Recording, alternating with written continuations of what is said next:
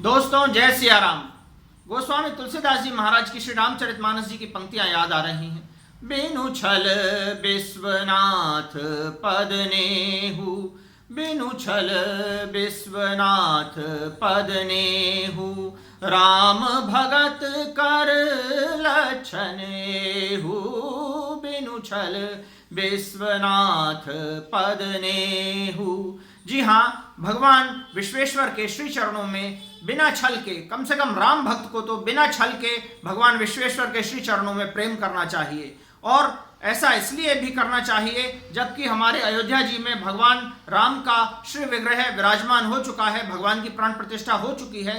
तब यह परम आवश्यक हो गया है कि हम ज्ञानवापी मामला जो चल रहा है उसको गंभीरता से संजीदगी के साथ पूरा समझें और समूचा राष्ट्र उसे समझे और विचारे कि अब क्या करना चाहिए, क्या परिस्थिति है। जी हाँ, कल ही की तारीख में एएसआई की रिपोर्ट आई है कि समूची मस्जिद तामीर कर ली गई हमारे ही मंदिर के खंभों के ऊपर। कितनी अद्भुत बात है कि सारे दृश्य देखने में आ रहे हैं कि किस तरह से इस राज को कम से कम 75 साल जबकि आज़ादी के हमारे हो चुके हैं, उसके बावजूद हमारी खुफिया विभाग भी मौजूद है, उसके बावजूद कि हमारे उत्तर प्रदेश में सरकारें भी बनती रहीं विभिन्न राजनीतिक दलों की और बहुसंख्यकों के होते हुए, सबके होते हुए, उसके बाद भी सरकारें बनती रही और ऐसे राज छुपा लिए गए कि जिनको आज हमें न्यायालय की शरण में जाकर के उनको पता करना पड़ रहा है। कितना दुर्भाग्य है। आप लाख होशियारी बरतें, लेकिन आपके ही एक अख्तर साहब के गीत के बोल आपको सुनाता हूं, आपको याद आएंगे कि हम लोग तो काशी विश्वेश्वर को सब कुछ मानते हैं, सारे संसार का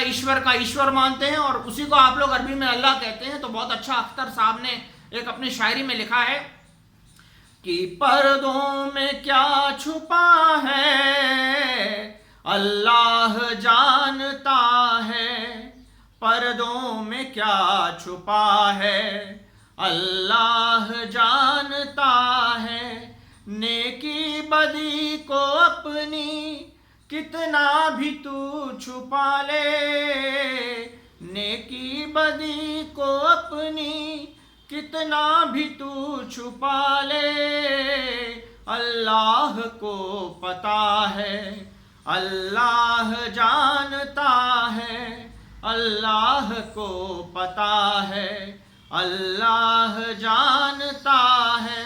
तो काशी विश्वेश्वर से कुछ छुपा न था, न है, न होगा और वह सत्य धीरे धीरे सबके समक्ष पूरे पारदर्शिता के साथ उजागर हो रहा है। तो ऐसे में वे लोग जो मुगालते में हैं कि कुछ अपनी सियासत कर लेंगे दीन की आड़ में, तथाकथित धर्म और मजहब की आड़ में अपनी सियासत चमका लेंगे और कुछ शताब्दी उन्होंने चला भी ली, परंतु जब सत्य उद्घाटित हो रहा है तो बहुत विभत्स चेहरा सामने आ रहा है कि वे जिसे वह ईमान का दीन कहा करते थे उसकी परखच्चे बिखरते हुए दिखाई दे रहे हैं कि किस तरह से सत्य के ऊपर उन्होंने बातिल को जीत दिलाने की कोशिश की है। जी हाँ, झूठ कितने भी समय में आप टिका लें, अधिक दिन टिकता नहीं और अंततोगत्वा सत्य उजागर होता है सूर्य की भांति।